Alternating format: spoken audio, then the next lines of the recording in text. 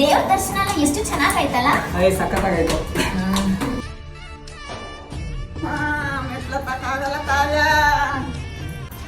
ಅಜ್ಜಿ ಇಲ್ಲೇ? ಅಯ್ಯೋ ಅಜ್ಜಿ ಇನ್ನು ಮೆಟ್ಲತ್ತೈತೆ. ಅಯ್ಯೋ ಅಜ್ಜಿ ಇನ್ನು ಮೆಟ್ಲತ್ತೈತೆ. ಅಯ್ಯೋ ಅಯ್ಯೋ ಬಾ ಅಂದೆ. ಅಯ್ಯೋ ಸಾರಿ ಕಣಜ್ಜಿ. ನಿಧಾನ. ಏನಾಯ್ತಜ್ಜಿ? ಆಪರೇಷನ್ ಮಾಡಿಸ್ತೀನಿ ನಡಿ.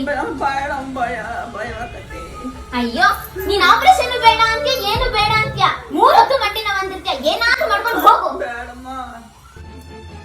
ಬೇಜಾರಾಗ್ಬೇಡಿ. ಯಾಕೆ ಕಾವ್ಯ ಅಜ್ಜಿಗೆ ಆತರ ಬೈದೆ? ಪಾಪ ಇವಾಗಲೇ ಮಂಡಿ ನೋವು ಅಂತ ನರಳ್ತವ್ರೆ ಅವರು. ಮತ್ ಏನ್ ಮಾಡ್ಲಿ ಅಂಬಿ? ಆಪರೇಷನ್ ಮಾಡಿಸ್ಕೊಳಕ್ಕೆ ಅವ್ರಿಗೂ ಭಯ, ಆಪರೇಷನ್ ಮಾಡ್ಸಕ್ಕೆ ನನ್ಗೂ ಭಯ. ಏನ್ ಮಾಡ್ಲಿ ಅಂತ ಗೊತ್ತಾಗಿಲ್ಲ, ಅದಕ್ಕೆ ಬೈಬಿಟ್ಟೆ ಕಣೋ. ಅಷ್ಟೇ ತಾನೇ, ನಮ್ ಫ್ರೆಂಡ್ ಅವ್ರ ಅಜ್ಜಿಗೂ ಇದೇ ತರ ಮಂಡಿ ನೋವಿತ್ತು. ಆಪರೇಷನ್ ಮಾಡ್ದೇನೆ ಸರಿ ಹೋಯ್ತು. ಹೌದಾ? ಅದೇಗೆ? ಇದೆಯಲ್ಲ ಬೆಂಗಳೂರು ಪೇನ್ ಕ್ಲಿನಿಕ್, ನಮ್ಮ ಅಜ್ಜಿನೂ ಅಲ್ಲೇ ಕರ್ಕೊಂಡು ಹೋಗೋಣ. ಆಪರೇಷನ್ ಇಲ್ದೇನೆ ವಾಸಿ ಮಾಡೋಣ. ಫಸ್ಟ್ ಹೋಗಿ ಅಜ್ಜಿಗೆ ಸಾರಿ ಕೇಳೋಗು. ಅಜ್ಜಿ ಸಾರಿ ಕಣಜ್ಜಿ, ಬೈದ್ಬಿಟ್ಟೆ. ಆಪರೇಷನ್ ಇಲ್ದಲೇನೆ ನೀನ್ ಮಂಡಿ ನೋವನ್ನ ವಾಸಿ ಮಾಡಿಸ್ತೀನಿ ಕಣಜ್ಜಿ. ಅಷ್ಟು ಮಾಡಿ ಪುಣ್ಯ ಕಟ್ಕೊಳಮ್ಮ.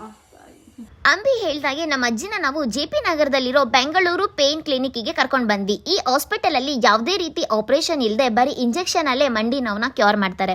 ಇದು ಜಸ್ಟ್ 1 ಅವರ್ ಪ್ರೋಸೆಸ್ ಅಷ್ಟೇ. ನೀವು ಆಪರೇಷನ್ ಅಂತ ದುಡ್ಡು ಖರ್ಚು ಮಾಡೋ ಅವಶ್ಯಕತೆ ಕೂಡ ಇಲ್ಲ.